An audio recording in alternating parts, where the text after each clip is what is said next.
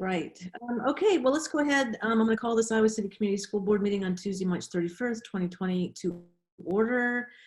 And we will move right into our agenda. Our first discussion item is COVID-19 update. We've got a number of topics listed there.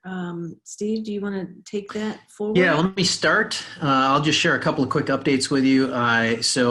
Tuesday is always a big day in Des Moines. We have both the governor has a press conference at 2:30 every day, so we had that again today. Then we also have a webinar with the Iowa Department of Education. So we had that this afternoon. One of the things that came out of that was a conversation about what's next for us. There was nothing conclusive today, but certainly something that we're working on. We're going to come back to that at the very end of the conversation today. It at least gave us some things to think about as we consider secondary and elementary teaching and learning and what our options are.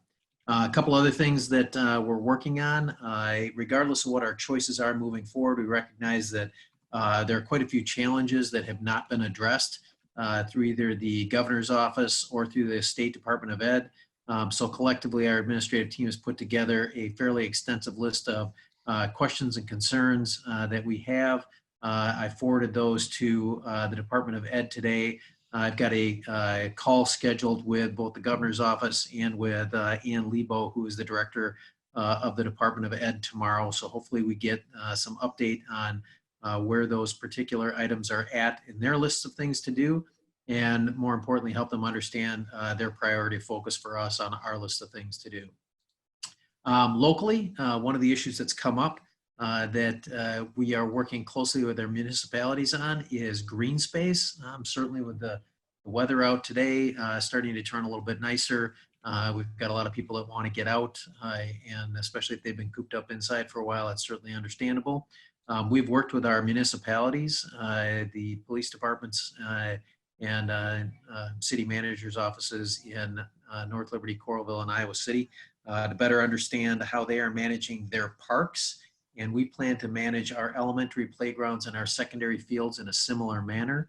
Part of the rationale behind that is without having staff on site at our facilities, we're relying on our local municipalities to help us keep track of our green spaces and our playgrounds. And so we want to use the same set of rules that they have. So we have developed a set of signage that parallels what you would see if you went to a city park.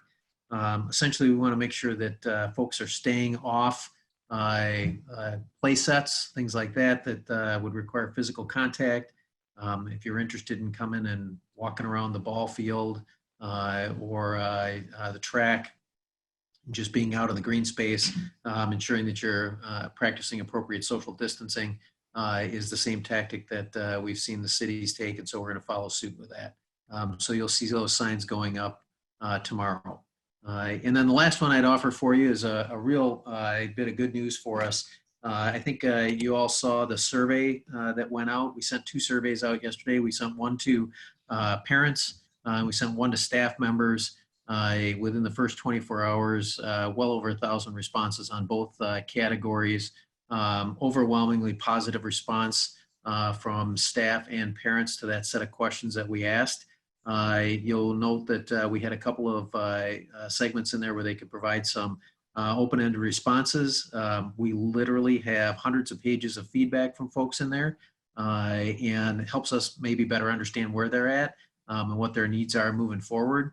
It was, I guess it was a good reality check to read the, when you checked whether you felt stormy or sunny and why you might have felt that way to better understand where some folks were at based on the responses that they provided. But overall, really pleased that we had so many people that were willing to take the time to do it. I guess perhaps not surprised that we had quite so many people that were focused on our message and ready to respond as quickly as they did. Kristen could jump in here if she wanted to, but I know that literally within the first hour or so, we had over 300 responses in both categories. So the survey went out and people immediately started taking it. Lots of food for thought for us, but I think the overarching message that we get from it is people appreciate the communication, our staff appreciate the support, and although everyone's under a lot of stress collectively, they are remaining optimistic and positive and focused on our kids and making sure that people are safe and that their mental health is going to get them through this. So with that, I'm going to share that we have developed a set of updates. We're going to use this as a standard process as we move forward, just to try to provide some focus and structure for our conversation with you. Talk a little bit about what's going on with teaching and learning, and we'll hear from Amy and Matt and Diane. Personnel and staffing, you're going to hear from Chase and Nick and Jeremy. Nutrition services, you'll hear from Chase and Allison. Tech update, we're going to get some feedback from Adam there. Federal stimulus issues, you'll hear from Chase and Leslie on that, and then collectively as a team, we'll talk to you a little bit about long-term planning and our next steps. And then at the end of our meeting today, we do have 2 items that require your action, and then we will be done. So with that, I'm going to turn it over to Amy and Matt and Diane and let them give us an update on where we're at with teaching and learning. Thanks, I'll go Steve. first. Good Go ahead, evening, Amy. everyone. Doing well.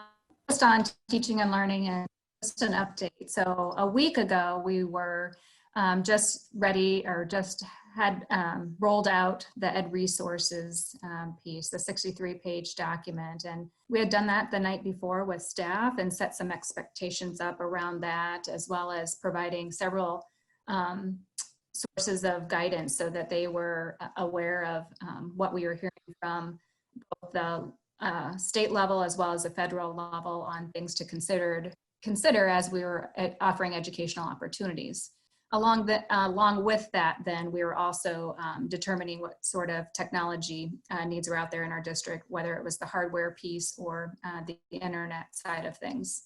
So fast forward to this week then, since that time, we've been working heavy, and I'll pick up on the elementary side now to kind of help narrow that focus. So we've got a great team working behind the scenes that includes our elementary reading specialists, math specialists, technology, integration support staff member, as well as our teacher librarians, working to develop and set aside or set apart a vision that we could go after for the next couple of weeks.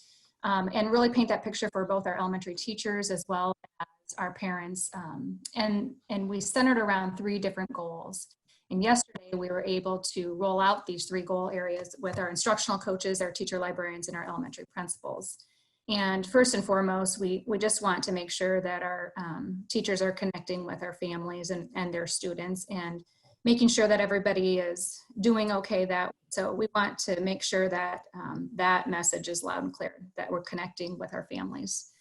Then the other 2 goal areas kind of go hand in hand, and we want to teach our parents how to access our single sign-on via their computers. And so it's a product called Clever that we use, and once we get them into Clever, they're going to have a bunch of resources at their fingertips.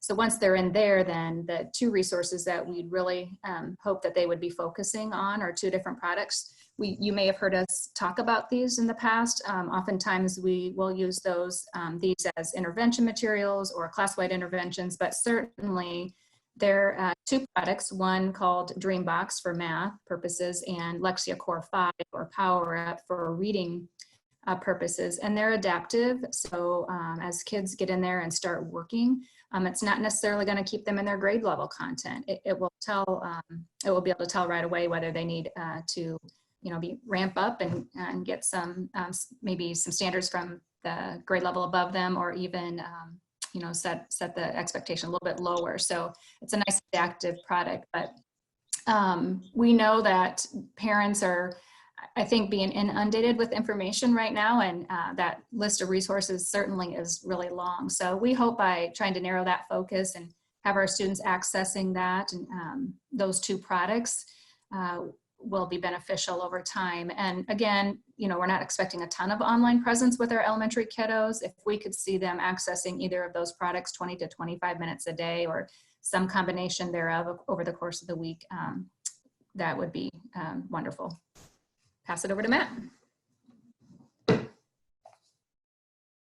All right, thanks, Amy. Yeah, secondary wise, we've been working as well the last few days and trying to align, I guess, the district resources we have out, and then also what teachers are providing out as resources for students. And secondary, our challenge a little bit is everybody thinks about it course specific, right? That they're in these classes. And so the resource conversation gets a little bit different for us. We have some, obviously you saw in the resource document, some great resources they can go access. They're district wide for different content areas, but then there's a lot of conversation and questions around what do I do with my specific class? And so really to kind of pattern after or make sure we're in alignment with elementary, those three big goals is really, we're trying to get teachers to focus on connecting with their kids and just doing that check-in component and letting them know we care about them and thinking about them.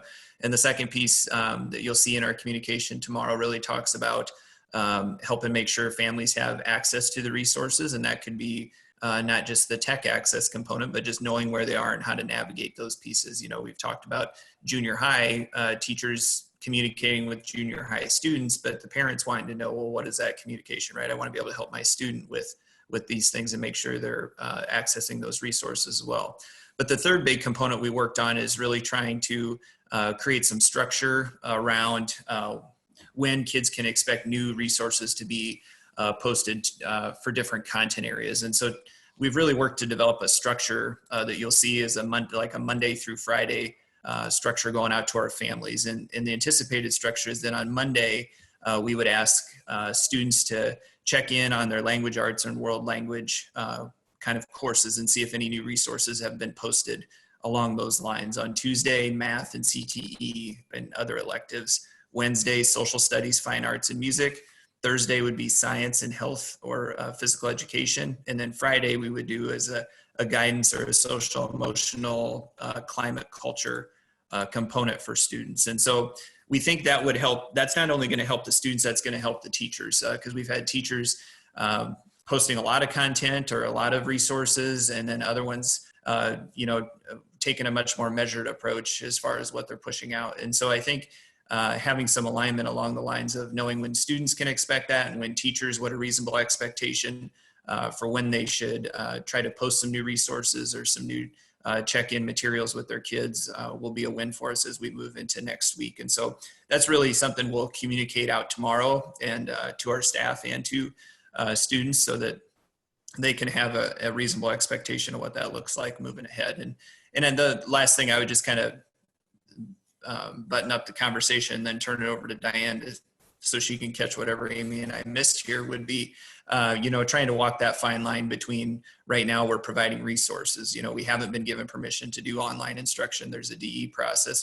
We would have to be approved to do that instructional component. And so I think being careful with our language around what we're providing and that there are resources, there are educational opportunities. Learning is continuing. We don't have permission to start the instruction piece yet. And that's something we'll work on and we'll address when the time comes. But that's the part where we continue to try to stay in touch with the Department of Ed to make sure we're in alignment there, following their expectations. So I guess maybe the one caveat to the secondary piece before I give it to Diane is those concurrent classes we talked about last week too. The expectation for those is that the instruction is continuing and that there is, some daily things going on in those classes for those students because that's a college credit that they're working on for that as well. So Diane, what did we miss?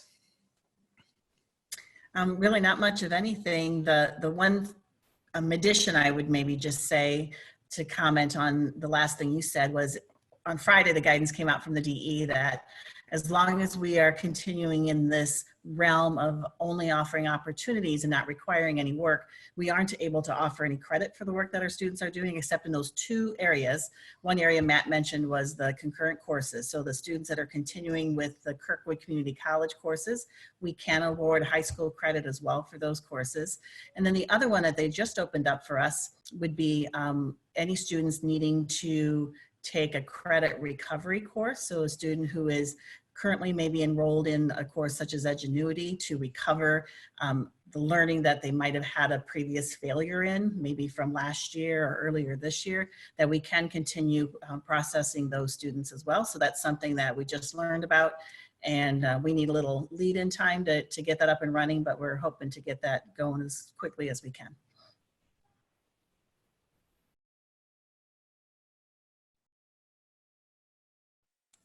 I think that sums it up for us. Is there there's like a request process, right, to get the authority to do the online learning? Are we? So that was in our webinar with the DE today, and to be perfectly honest with you, they gave mixed messages today, and so we are working through the AEA to see if we can get clarification on the two messages that they gave out about how this process works. The one thing that we do know is that there is an approval process. That process is not live yet. They hope to have it up and running by tomorrow, but they didn't want to make any promises when they were on the webinar today. So we do know that if we want to offer any type of coursework for credit, that we have to go through the DE, that there is a process for it, that process is coming. That process is not clearly defined for us at this point in time, and it is likely to take some time to get through the process. So as soon as we know what the process is, are we going to start the process, or are we waiting for some sort of trigger? Well, once we know what it is, then we can start working on it. So we're waiting for them to actually publish it, and then once published, then our teaching and learning team will be able to take a look at it and determine whether or not the requirements that they have for it are things that we can actually meet those expectations. So I know amongst the superintendents across the state, as we've discussed it, there are only 3 programs in the state right now that are authorized to do online learning: CAM, Clayton Ridge, and the Des Moines School Districts, those 3. And in a conference call late last week, they shared with us, each of those districts, that their journey to get the approval from the state was about an 18-month-long process. So the state has indicated that the process that they're going to upload here shortly will be expedited. To what extent, we're not sure yet. So unfortunately, we're kind of in a wait and see mode until they actually get things out in public, so that we can review them and better understand what the expectations are. Okay, thank you. And again, just a reminder, I've got phone conferences tomorrow with both Linda Fandel and Ann Lebo, both with the state. So I'm hoping that that those meetings give us some additional clarity on what those expectations are. All right, if there aren't any other questions, then I'm going to ask Chase and Nick and Jeremy to give us an update on personnel and staffing. Good evening. It's nice to see everybody again this evening. Tonight we have 3 items in our staffing and personnel area. The first is just an update on our hiring and staffing during the COVID situation. Nick's going to offer that. And then Jeremy's going to touch on where we are with unemployment considerations. You received an email, or maybe several emails from community members asking about that. And we also signaled that there were some changes coming from the federal and the state level in terms of those benefits. So we want to provide you an update this evening of where we are in that matter. And then I'm just going to finish up talking a little bit overall about employee health and well-being, and kind of some of the steps we've taken so far and what we want to continue to do to message that throughout this process. Some of these overlap with the work that Les is doing in our finance side, especially as we talk about federal stimulus and unemployment. And so I might have him jump in there as well. But first things first, we'll start with Nick to give you a little bit of information around hiring and staffing at this point. Yeah, good evening, everyone, and thanks for joining us on this beautiful night. It's wonderful outside, but a few things. As you all know, this is the prime hiring season for us typically. I mean, this is where we're really starting to get into looking into hiring for next year. So that's some of the steps that we're still working on, just under a whole number of different circumstances. But before I get into that too much, kind of the current practices is we're hanging tight on any hires for the remainder of this year. A lot of those fall into support staff roles or different things of that nature, just because we don't know the status of our school year. So we're kind of hanging tight. We have a plan of having an orientation the moment we know school opens again, if that is the case. So that way we can be prepared to add those folks on board who we may need to. Some of the positions that we are hiring for current situations are just people who are helping fulfill some of those essential tasks that we've defined. So we have done some hiring during this time for those, but not a great deal.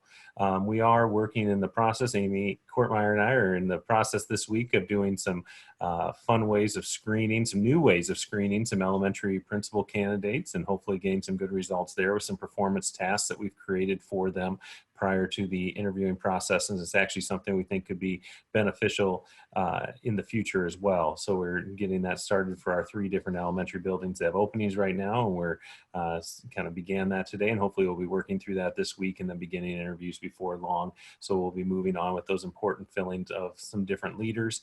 And then we're working on just our hiring. We've been working to hire a number of our high need areas, special ed, ELL, and different things.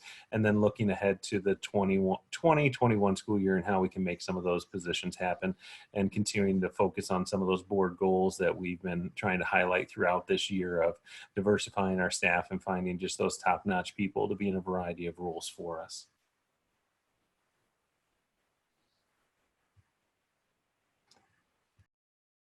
All right. So thank you, Nick. So we're going to try to continue to move things forward. We did hit a couple of snags earlier in the spring because of COVID with some of the early hiring events we wanted to do, but we believe that we're in pretty good shape as we go through the spring and well positioned thanks to the work that Nick and the HR team have done to make sure that we were ready for this work, along with Matt, Amy, and all of our principals as we look at hiring great folks for next year. The next piece we want to talk about tonight is unemployment. First, let me reiterate our thanks for the board's support last week when we came to you and asked you to support a resolution to pay all of our classified staff and also put pandemic pay in place for those that we're asking to do critical functions while the schools are closed. Right after that, new guidance started coming out from the federal government and the state government regarding stimulus and new unemployment benefits, which made us go back and start looking at what some of those impacts might actually be to our employees. Could there be a scenario where employees might be better off financially, if you look just at that one factor, if they took unemployment rather than us keeping them on as full-time employees? And so we've been working diligently over the last several days to look further into this. We've sought some legal guidance and counsel from Joe Holland. And I will tell you that even after Jeremy shares his information today, it's still a moving target. That's one of the things that Joe told us, that it's still kind of developing. And so we don't have a perfect solution for you tonight. But as I mentioned, that resolution you passed last week is good through the 12th of April. And so this is something that we can come back to next week should the board want us to continue to have this conversation. But with that, Jeremy, please kind of talk to the board about some of the details on this and where we see ourselves going as a district over the next couple of weeks. Good. Thanks, Chase, and good evening to everyone. Good to see all your faces here tonight. As Chase said, we've had quite a number of legislative changes over the course of the last week or so with the federal legislation. The state has communicated some different guidance.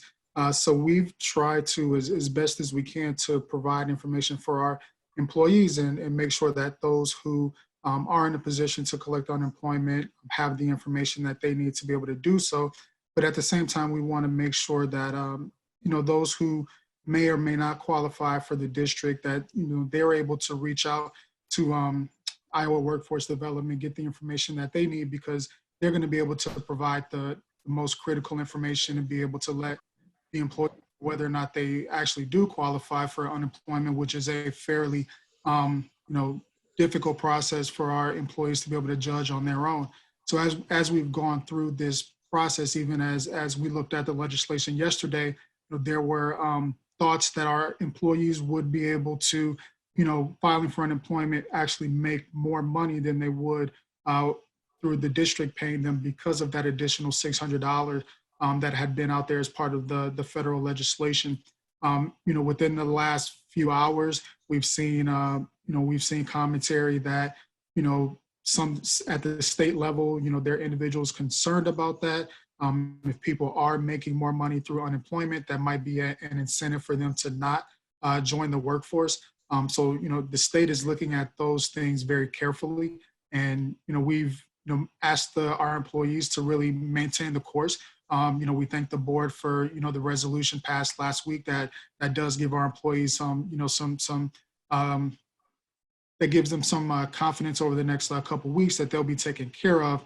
But we want to make sure that they know how to proceed moving forward. So with the change in legislation, those change in commentary, we want to make sure that they understand the best place for them to go is to reach out to the Iowa Workforce Development so that they can identify what's going to be financially the best solution for them. And that's, again, where we want to continue to direct our employees, just because that decision is going to be made by Iowa Workforce Development. That's not something that we can actually say, yes, you'll qualify, no, you won't qualify. We just want to make sure that, to the best that we can, make sure that our employees understand where they need to go, how did they get that information, and what's possibly on the table for them.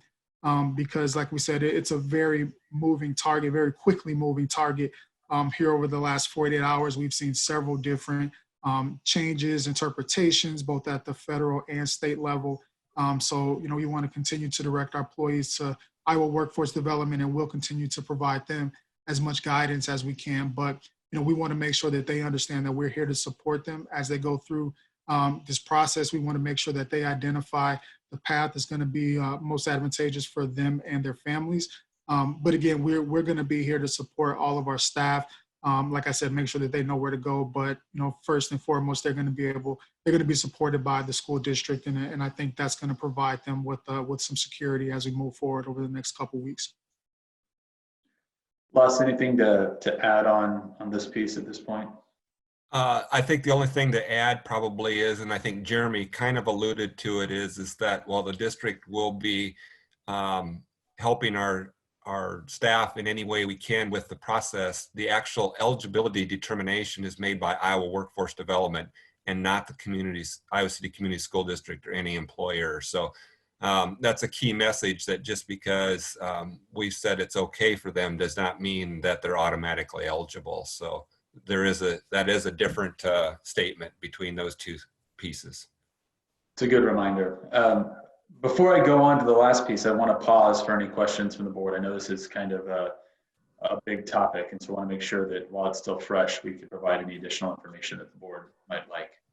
Yeah, so I'm just curious as to how like medical benefits play into that. I don't know how many of these folks are getting benefits now, and my understanding is, if you pay your premium on the first of the month or whatever it is, you still are covered for 30 days. I'd like to hear a little bit on how benefits would play into that if we decide that folks are better off financially if they're not working for us, but they're going to lose the other benefits. So can we talk about that a little bit? Sure. Jeremy, do you want to touch on that? Or Les, the other one? Yeah, I was going to say, that's part of the equation in terms of whether or not someone wants to make that decision to move over. From my understanding, and I'll let Les talk a little bit more in detail, is there's a lot of flexibility that we can offer to employees, but it also, again, it's looking at the whole picture. It's not just one portion of it when they look to make their decisions on how they choose to move forward. And I'll let Les talk a little bit more about the details. Thanks, Jeremy. The district would essentially have two options, Sean, to your question, is that treated as an unemployment as almost like it's termination, or more in terms of a furlough in which only the wages are ceased, but the benefits continue. And that's a pretty big difference, because if those benefits are ceased, then the employee would be responsible to remit the health insurance premiums to the district under the COBRA rules, just as you suggested. So it's, that creates a lot of paperwork and a lot of administrative work, both for the employee and for the district when you go that route. It also provides a really good safeguard for the employees if you do the furlough, if we were to that point, or to anybody did apply for unemployment, to keep the benefits in line. It would help retain them in the long run, as well as not put employees at risk of forgetting to pay or not being able to pay their health insurance, and then being without health insurance in 30 days when they may need it, or maybe a very critical time for them or their family. And we've checked with our insurance administrators, both Wellmark, which we will be on effective tomorrow, and including the stop loss coverage. And under either scenario, whether we cover them or whether they're on COBRA, it really doesn't impact the plan at all. The fees are the same because you still have the same number of employees on the plan under either scenario for the most part. I'd just like to add, or to note that, as you said, determining what's best, or what's available anyway, is a complicated set of questions. And I'm wondering if we can, as a district, assist employees in trying to determine, what's available to them. Either the district or working with the union representation for the covered employees. I'm a little uneasy about about insisting that employees try to work through these questions, without some kind of a background or backup assistance or guidance. That's a great point, Charlie. And I think that's one of the things we're trying to work through is, even if it is more of a here are your options, we're going to continue with our plan of everyone remains employed, as the board signaled last week with the resolution, providing that assistance. And as we looked at it last week, that was one of the first things that jumped out to us was, if you go the furlough route, how do you ensure that every single employee gets that support that they need to make sure that they get these benefits? We've done our employees no good deed if we make this available to them, but then don't support them through that process. And so we are trying to, and we're not there, right? That we're not, I don't want anybody to go away that we're recommending a furlough. So it's definitely not what we're saying. But your point about providing resources so individuals can work there, that is something we want to do.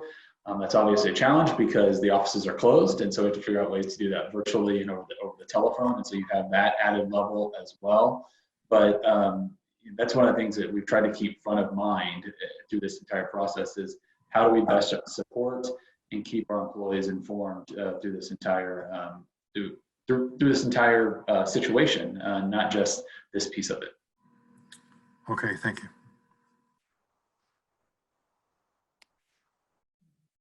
The one last point I will bring up on this before I just give some general comments on employee health and safety is that, and I think that Les and Jeremy both might have touched on it, is that one of the outstanding questions that's still unresolved is what happens with employees that have leave banks. We've seen a number of opinions about if employees would have to exhaust their leave, which types of leave would they have to exhaust before they'd even become available. These benefits would actually become available. And so that's another consideration. We don't want to make an employee burn through all of their available leave so they can get these benefits, and then come back to us next year with absolutely 0 days of any sort of leave available to them. And so that's one of those outstanding questions that we know is open to interpretation that we're continuing to try to get guidance on. But as I said, we wanted to provide you an update knowing that the current resolution does not expire until the 12th of April. And so this is something that we will be revisiting again on next Tuesday night. Before I turn over to Allison to talk about food, I just do want to touch very quickly on health, safety, and well-being of our employees. When we started these conversations several weeks ago, we put out publicly, and we've had conversations here at the board table and admin about that's our priority, that keeping everyone safe and healthy is what we want to do, and that's still our goal. Matt and Amy, Diana, and the team are doing a fantastic job of getting educational resources out to our kids, because education is our business. But we also are very conscious of the fact that this is a medical pandemic, right? And as we look at how we move this forward, we need to make sure that we're keeping people healthy and safe. And so why I bring that up is that we continue to take steps to limit the number of employees that have to come into our facilities. I might have mentioned last week that we've cut our custodial staff by over 80%, but we working, they're still getting paid, just not coming in for those critical tasks and still getting the cleaning done in a timely manner. You're going to talk to Allison. Allison and I and the team are continually looking at ways of how can we refine and make that process more efficient and effective so that we can, again, limit the number of individuals that we're having to expose to potential health concerns in order to make the critical functions of the district go. And so we talk a lot about what we're doing, but I also want to make sure that the board knows that always top of mind is how we can best support our employees, and we're always looking for ways to make sure that we're putting as few as possible in any health harm, as we want to make sure that everybody is taken care of and is taking care of their families. And one way we're taking care of families is providing food to our students. So I'd like to turn over to Allison to talk about that. Thanks, Chase. So this is our second week. Sometimes it feels like longer, but it is indeed our second week. And our numbers continue to go up every day. We had a couple changes this week. We've added 2 more sites. And this was the first week that we started where students or children didn't have to be in the vehicles when they picked up meals. So that gave me some concern just in terms of forecasting and numbers. We have seen our numbers go up. Today, for example, we served 3,350 meals. Compared to our starting day a week ago, we were a little over 1,200. So we continue to increase. We, again, have 17 sites. We are delivering to 13 of those. So to Chase's point, you know, it does require a fair amount of labor to pull that off every day. But I feel like we are in large meeting the needs of the community and the areas in need. What have I forgotten, Chase? Well, I think a huge pat on the back to your team and to the facilities team and our administrators have just done a fantastic job. Allison mentioned the numbers for the day, but last week we served over 10,000 meals to students in the community, which I thought was awesome. An even better number that through Tuesday of this week, we've served 6,500 meals. So we are well on our way of exceeding the number of meals that we did serve last week, which I think is again, a testament to Allison's team, facilities, our administrators that are out there and getting the word out and making sure our families know this is available. We have started to look at kind of what does this look like if we need to, if for some reason we don't come back to school on the 13th. I'm not suggesting that's going to happen. I just want the board to be mindful that we are looking at what does this look like long term, considering a number of different options, including providing multiple meals at one time. And so maybe doing 2 days of meal service a week on, per se, a Monday and a Wednesday. And we give 2 meals on Monday and then 3 meals on Wednesday as a way to kind of, again, protect our employees, put them out there and risk their health less, but also make it less burdensome on our families so they don't have to make these trips every single day, to find ways, again, that it can be more effective and efficient. But with us rolling out the 2 new sites, which Allison mentioned, Southeast in Man this week, and also that change about parents came from the USDA, which was a great relaxation of the requirements. We didn't want to throw too much at people at once, but we are continuing to look at how can we reach the most students and ensure that we're feeding as many kids as possible in the area. And it's always a good time to remind people, because I know our meetings are public, that it's not just for district students. Any child between the ages of 1 and 18 is eligible for a meal from any of our sites. And I think I'm at West every day, and the families and the students are very appreciative. The improvement in the weather has certainly helped.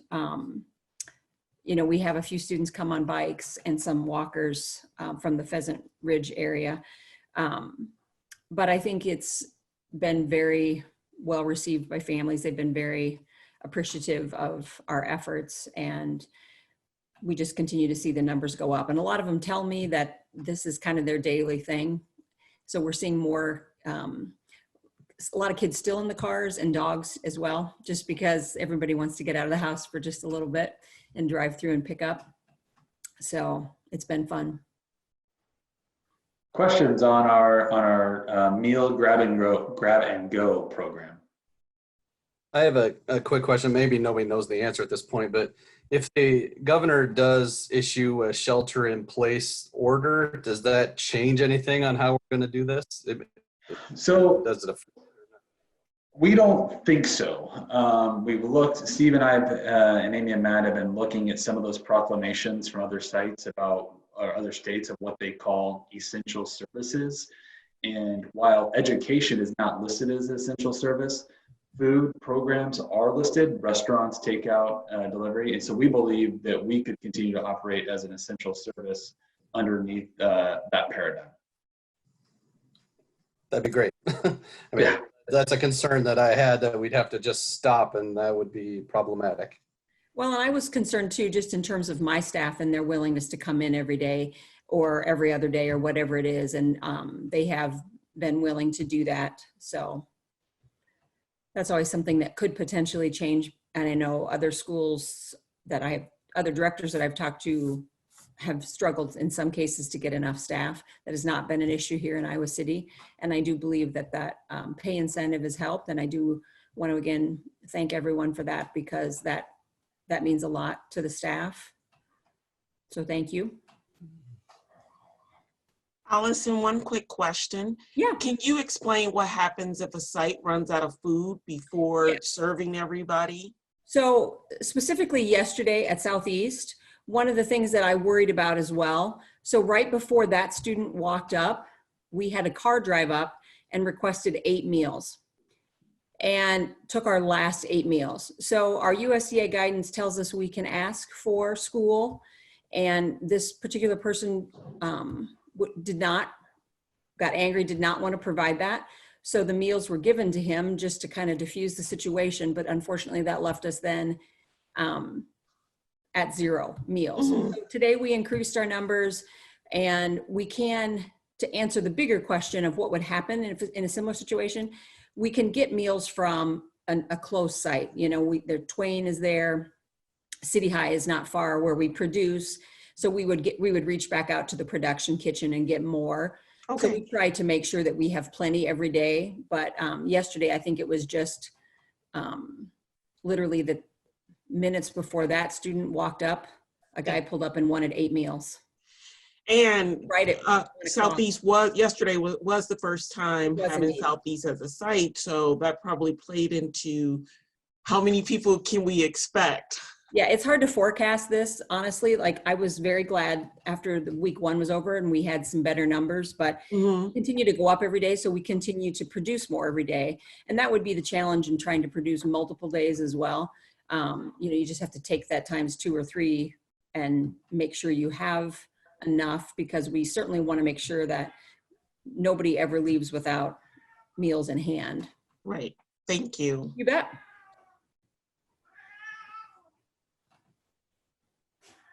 All right. I think that's it for us for right now, Steve.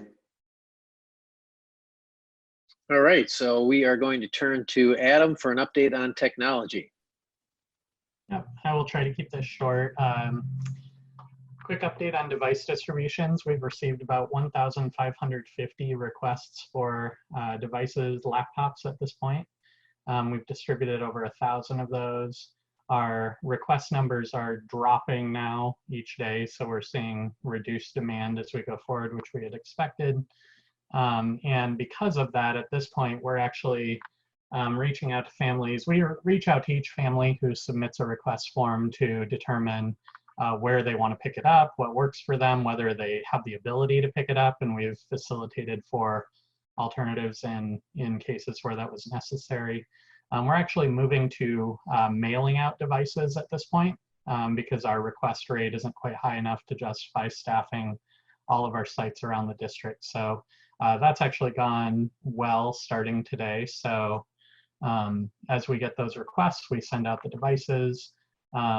For the most part, that's gone really smoothly at all of our distribution sites in terms of device prep. We've had SFAs and other building staff who are facilitating requests through our request forms and through our help desk. So for those individuals who might not be aware of the option to request a device, hopefully we have some channels in place that are working for us to get devices to families that need them in any event. In terms of internet service, same thing. So we've had about 216, I think, last I looked, requests for internet service.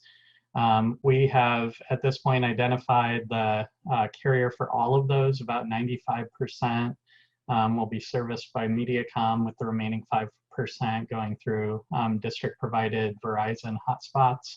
On the MediaCom service side, they, along with pretty much every other internet service provider at this point, is pretty backlogged. However, all of our requests are already to them, are already in the queue. So we anticipate that those installations will be occurring on a rolling basis really from this week forward. Hopefully we'll have most of those installations done here by the end of next week. As you know, if you've ever initiated internet service at your home, that can vary a little bit. So we are keeping in contact with MediaCom multiple times each day to get some status updates and make sure that we're on top of any issues that they're facing in terms of providing those services. But we think we're in pretty good shape at this point. And our request numbers are pretty much what we expected going into this event, and align with what we had talked with MediaCom about prior to this.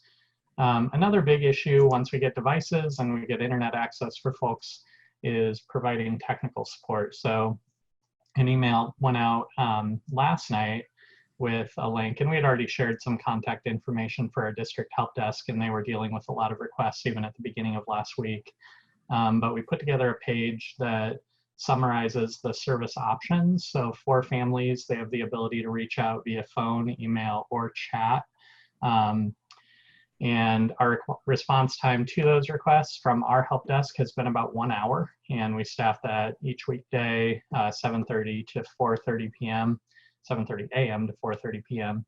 And then Pearson is also providing at no cost to the district through their assessment support center, tech support, again, for families from 4:30 p.m. to 10 p.m., so essentially after hours support. And they do that through online appointments and phone. And both our help desk and Pearson are able to accommodate Spanish language with some Spanish speakers we have on staff and they have on staff. And then we use language line service for supporting other languages that need to be supported. So we feel like response has been good. It's been a ton of work, but at the same time, it's gone about as smoothly as we could have hoped. So at this point, like I said, we're really reaching out to individual families to try to troubleshoot issues and access questions, things like that, but plugging away. So Adam, I think I asked this last time. Do we have an idea yet, or do you think we'll be able to get a pretty good idea of how close we are to 100% participation by every student? Yeah, that's a good question. And I'd shared last time that we have some data going back multiple years with regard to self-reported access to home internet that gives us really a baseline. At the secondary level, we think we're pretty close to 100%. And any student who's reached out to us in the last 2 weeks, or any family that's reached out to us, we've been able to provide hotspots for those families. At the elementary level, after we've provided home internet access for 200 families, considering that about 95% of our students reported during e-registration at the start of this year and in our Clarity survey last year that they had access to home internet, we expect that number is the majority of the roughly 350 to 400 students that percentage-wise we think do not have access to home internet. So we should be pretty good. However, big caveat is that obviously we're still rolling out that internet access through the ISPs, so it'll take a little time before we realize that. But looking at the request numbers, one piece of data I don't have to be able to answer that is how many students live in each household that has requested internet service. So we just asked them to provide one name for the internet service request. But obviously, if we're providing home internet to a household with 3 kids, then that eats up more of that number. Okay, thank you. Charlie, if I can just add a little bit to that too, because you mentioned participation, which I think is a little bit different from access. Yes, right. So we could have 100% All right. access. But Thanks, Adam. Our last topical issue tonight is the federal stim. Well, Diane was finishing up with something. Yeah. If that's all right, Steve. There might have been a Sorry delay. about that. No, that's all right. There just might have been a delay too. I was just pointing out that just because there's access doesn't mean there's participation. And one of the neat things about the 2 resources that we're rolling out at the elementary is we're going to be able to look online and see how many kids are participating in the resources. So for example, Lexia, before break, we hadn't opened that up to all of our 8,000 elementary kids. It was only available to small portions. So we had about 1,500 kids every week accessing Lexia. During spring break, I had 75 kids. So I thought that was great if they were spending a little spring break on Lexia. And then last week we had about 560 kids. So now that we're going to send communication out about that and really supporting that and pushing that, we'll be able to see what those numbers end up looking like.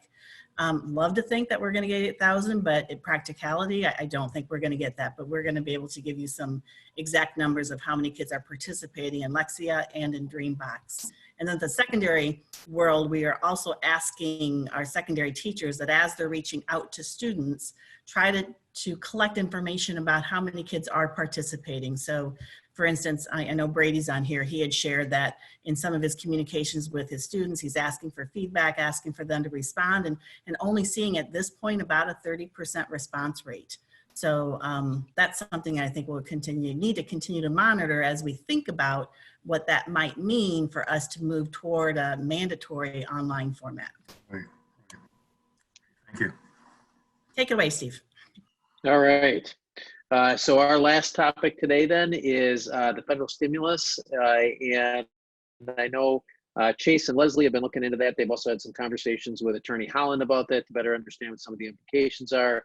We've received a couple of briefings that have come to us in written form from the state and the feds. So I will turn it over to them and let them give us a brief summary of that. I'll go ahead and jump in here. There's 3 kind of pieces that we're aware of right now on a federal monies perspective. The first one would be the unemployment compensation benefits that impact staff directly, and we discussed those opportunities and options a little bit earlier when we were talking through the staff pieces. The other one is with FEMA and the designation with emergency status. I think we're all familiar with what FEMA does in situations of natural disasters, flooding, hurricanes, tornadoes for a certain area. So that they're reaching into a different territory with their FEMA benefits here, and the county is working with us, and we have our application status started electronically, and we'll continue to follow through on that. However, I don't think there's going to be a lot of monies available through that to schools because most of that requires reimbursement for costs to mitigate or correct the action. So think about a flood where you would have to, fix or repair buildings and go out and get a contractor to potentially do that, or same way with a tornado where you're fixing a building or a structure. You can do that. Under the guidance that we've seen so far related to FEMA and COVID-19, the 2 pieces where I see schools having the opportunity to collect some reimbursement here is under some of the supplies that you would need to mitigate that. So for example, gloves or masks or anything, hand sanitizer, those type of things that we use in our buildings to do the deep cleaning, or that our staff are using to serve the lunch and breakfast that we previously discussed. Those expenses would be something that could be considered for reimbursement. The challenge with FEMA, as we've heard throughout the years, is the slow reimbursement process. And so the likelihood of seeing any monies there from a claim is probably looking at somewhere from 12 to 18 months to be realistic. The third piece is an education stabilization legislation at the federal level that is sitting out there. It is supposed to be a $30 billion package. There are 6 pieces to it. 3 of the pieces are very small and account for only 2% of the allocation. There is a piece that's called the Governor's Emergency Education Relief Fund that is about 9.8% of that. And I'm throwing a lot of numbers here, and I don't expect you to remember any of them. And this is just to give you an idea of some of the magnitude of what this is. But that's about $3.3 billion total. The allocations are generally based upon census figures or the number of people or the number of students for these various funding sources. And since Iowa is not one of your more populous states, we don't have huge allocations out of here, but also we don't have as many people to serve as some of the other states do.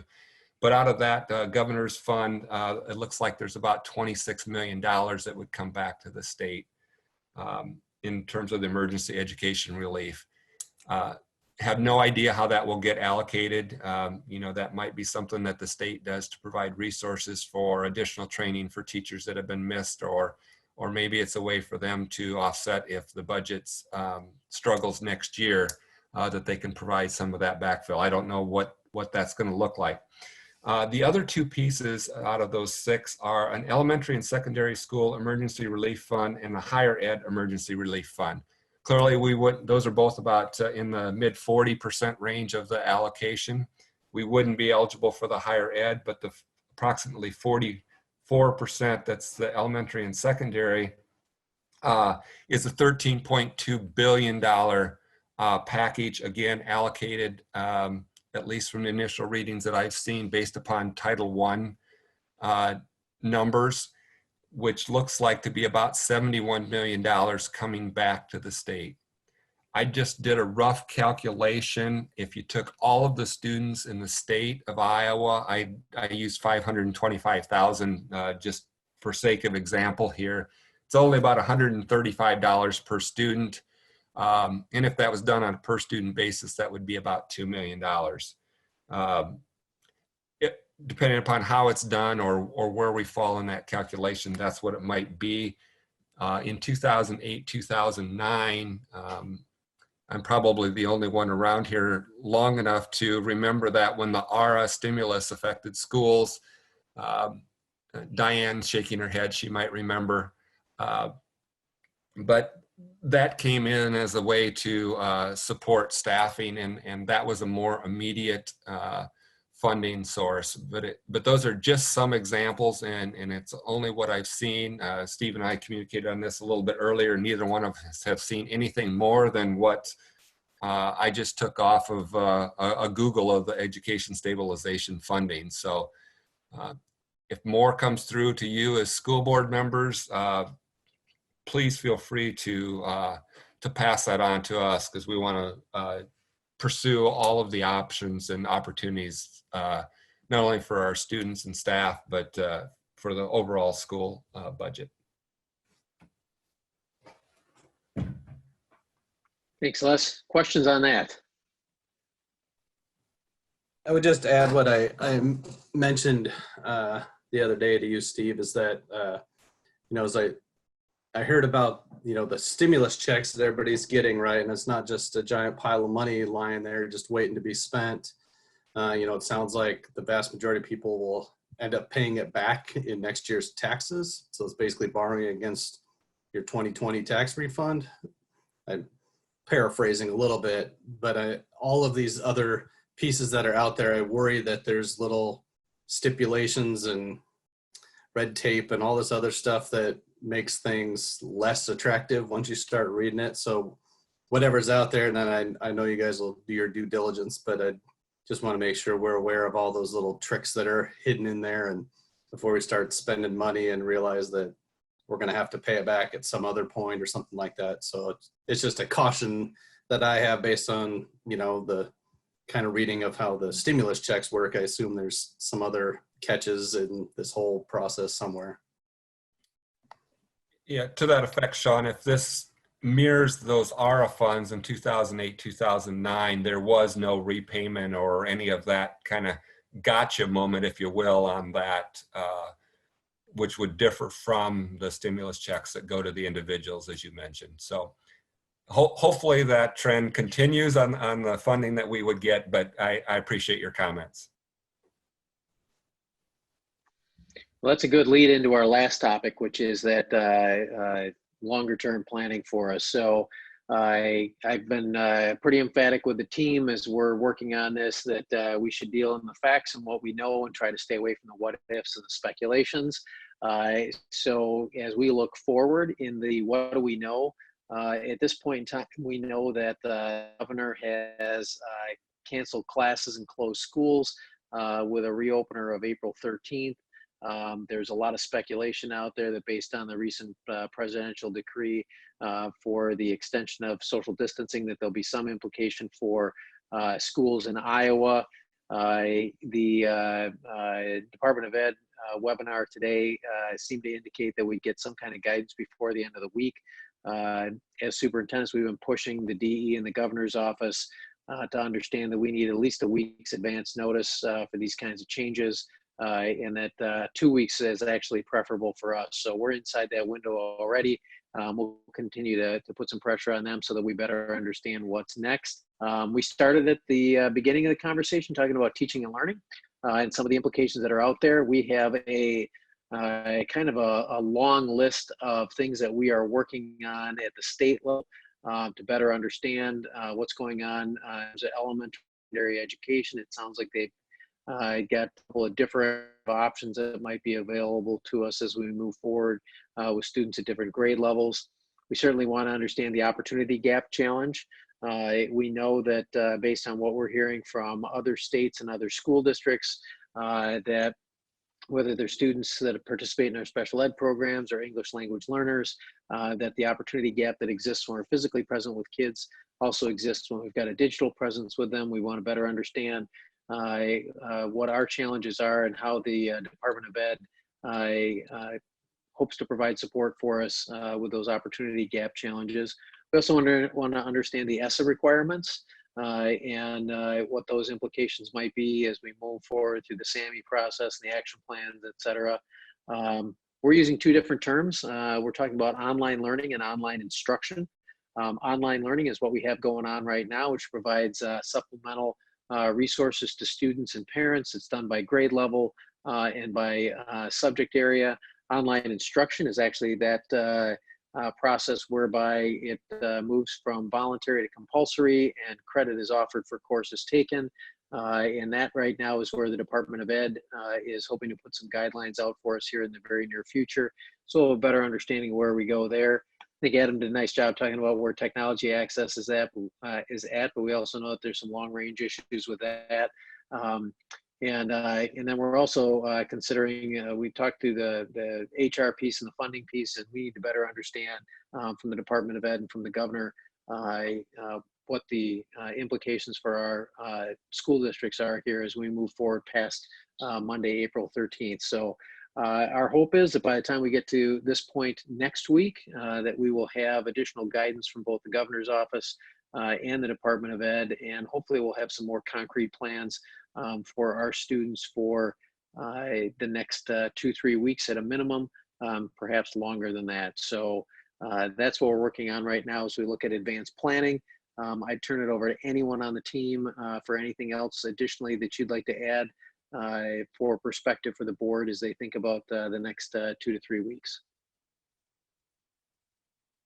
Could I just ask now, or maybe to ask Janet? Sure. Do we have any idea if we could actually do remote instruction for kids that have disabilities and need special education of support and English language learners? Are we even close to being able to do that, do you think, or not? Part of it depends on what their expectations are, Charlie. So that's one of the things that we're looking for clarification from the Department of Ed on. They've given us, in some cases, some fairly general understandings of what their expectations are for us to meet needs. In other cases, they've been very prescriptive, and some of the things that they've set in front of us as expectations are things that, given our current free and appropriate public education requirements, could potentially make offering of distance instruction or online instruction, as we call it, an insurmountable obstacle for us to overcome. So the guidance in that area is one of the things that'll be crucial for us as we figure out what our next steps are.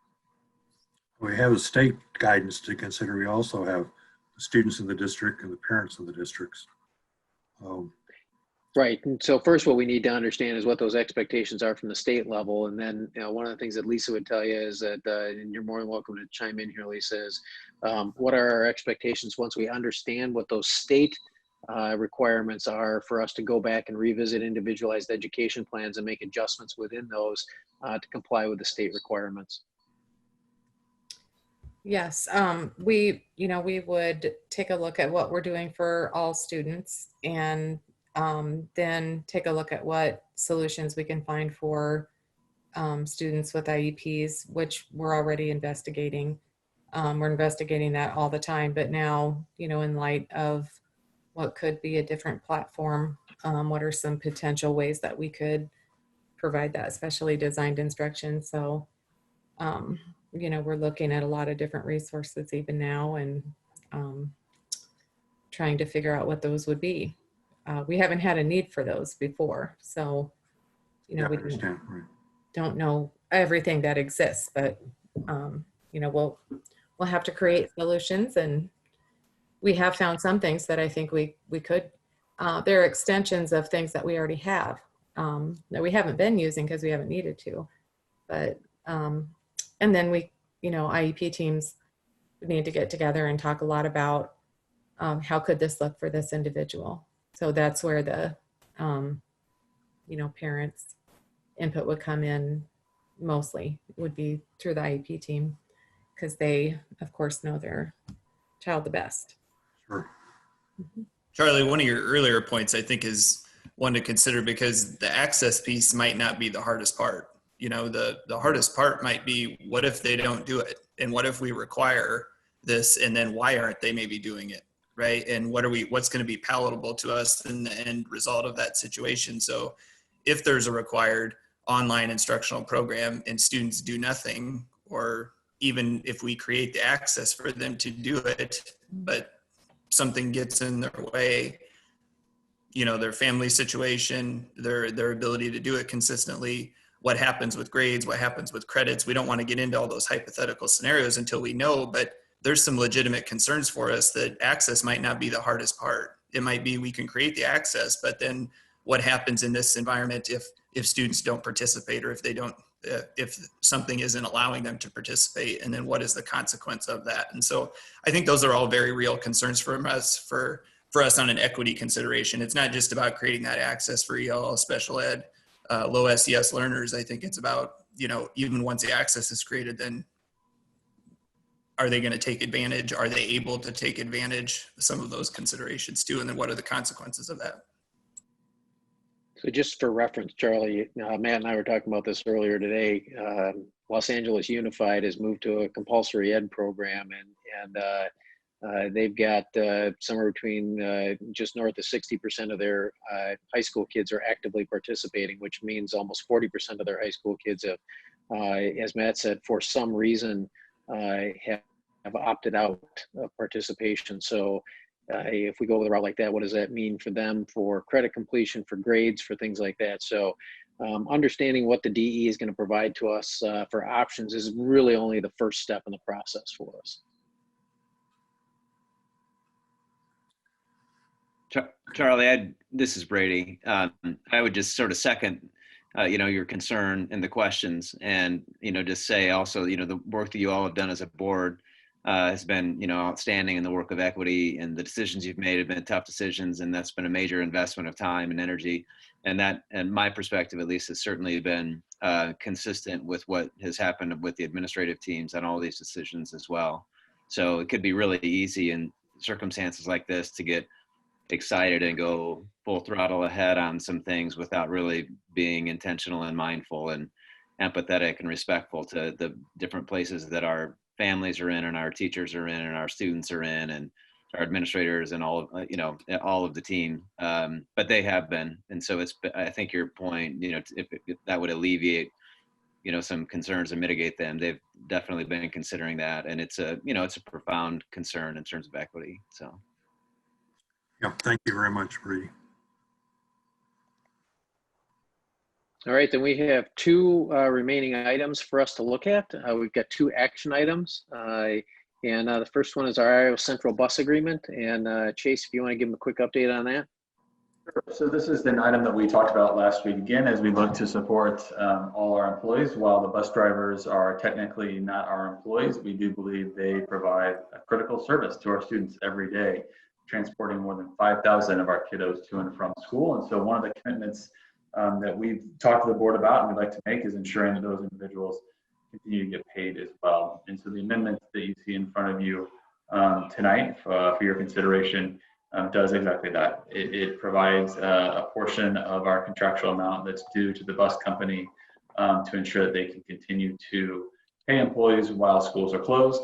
Like the resolution that we provided to the board last week for our employees, this coincides with that. And so as Steve just talked about long-term planning, should we need to come back and talk more about the board, that we would recommend that we continue this this support of our bus drivers as well. Thanks, Chase. Any questions or comments from the board on this?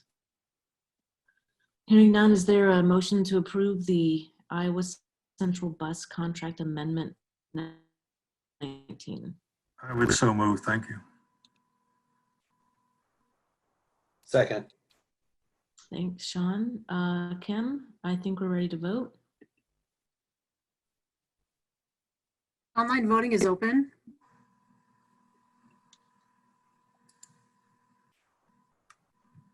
I'm voting yes. I still have to talk to you about getting this board docs login fixed. Great, thank you. All votes have been cast and the motion carries with all directors voting in favor. Thanks, Kim. Next up, we have the Itopia agreement. Is Adam covering that? Just a quick overview. Yep, I'll speak to that quickly. So this is something that we had planned to advance anyway, but actually has particular relevance in our current situation. So Itopia is a cloud-based virtual application solution. What that means is basically it's a platform that we can use to deliver Windows applications to Chromebooks. So thinking right now, for instance, we have some kids who are involved in coursework where they need access to programs like Autodesk Inventor for engineering, or they need access to Adobe full version software like Adobe Premiere, Photoshop. And this will allow us to deliver that in a reliable way. It's based upon Google Cloud. This is a 1-year term. We pay per concurrent user, so 250 concurrent users is how many we'd be able to support, and it's $16 per concurrent user. There is also a variable fee based upon our compute, and that's a separate item, but not something that would necessarily come before the board. But basically there is another cost that's associated with the Google Cloud compute costs. Nice thing about those is they're scaled. So if we only have 5 students use the device or use the service in a certain day, the amount we pay is very low. If we had 250 using it all the time, that could potentially amount to about the same as what this contract would be on the compute side, but that would be an extreme example. So quick overview, yeah, it's just that this is providing Windows software to people using Chromebooks or other devices that we can deliver to anybody with internet. And so questions? Thank you. Adam, 250 concurrent users, does that mean that there are a lot more than 250 students that use this platform? Correct. Yep. So it's basically an efficient way to license. So we have about 2,000 students who make use of software, who we know of, who make use of software as part of courses they're enrolled in. The 250 number reflects about how many we've historically seen using that software at any given time. Okay, thank you. Other questions or comments from directors? Hearing none, is there a motion to approve the Itopia agreement? So moved. Second. Thanks, JP. Kim, we're ready to vote. Online voting is open.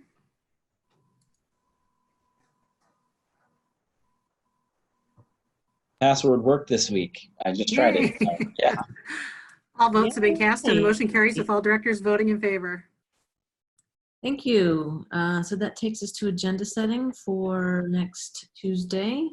We're going to continue the special board meetings 5 p.m. on Tuesdays. Really, our agenda is any actions that we need to take as a board to keep the district business moving forward, and then get an additional round of updates on our COVID-19 responses. Anything else from directors or the admin team that you'd like to see us cover next Tuesday? If I could just ask a quick question, does using these headers help you as board members frame the issues as we move forward? Yes. Mm-hmm. All right, we'll keep that up then. If there are any other issues that we see that come up that don't fit in one of those headers, we will add an additional header to cover that so that you have a hopefully a good idea of content that we'll cover at the meeting.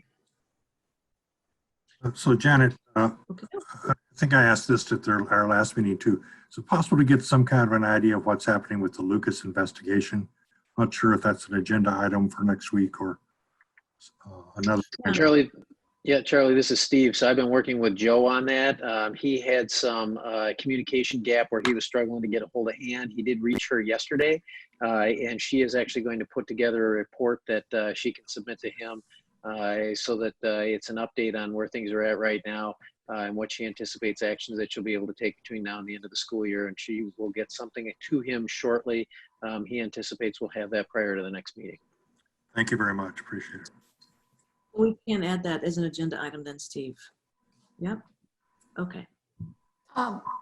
Janet, could we also maybe add an agenda item somewhere, something about a status update about where we are with the interim superintendent selection process, just so that we have an opportunity as a board to discuss some of those issues in a public forum? Yeah, sure.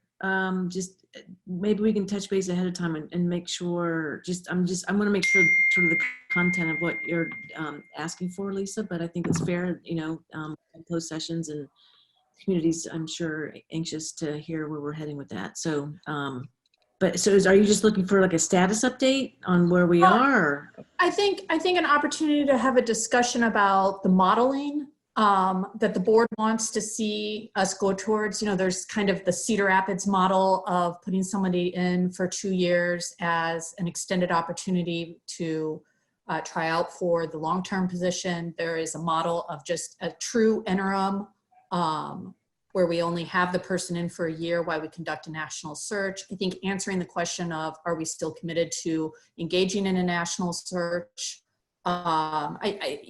Those types of issues and direction that I think might be good to have as a board, and so we can deliberate a little bit about what that process looks like. Okay. And I would say Lisa's posed the questions I have too, Janet. Okay, that sounds good. Anything else? Hearing none, is motion to adjourn. I'll move to adjourn. Second. All in favor? Aye. Aye. Okay, thanks, folks. And a big thank you to the district team for all the work that you're doing, supporting students, families, educators, all of our staff, now our school bus drivers. I mean, honestly, I can only imagine how hard your jobs are right now, and you're keeping your teams going and you're keeping our community going. So again, heartfelt thank you, and just let us know what you need. And just a lot of gratitude for the positive energy and support that you're bringing to our community. So thank you very much for everything you're doing. Thank you. Okay, thanks, folks. So we're going to hang up and then for the closed session, dial back in, right, Kim? Yep, I'll get it going. Thanks. Thanks all. everybody. Thank you. Bye. Bye. Bye.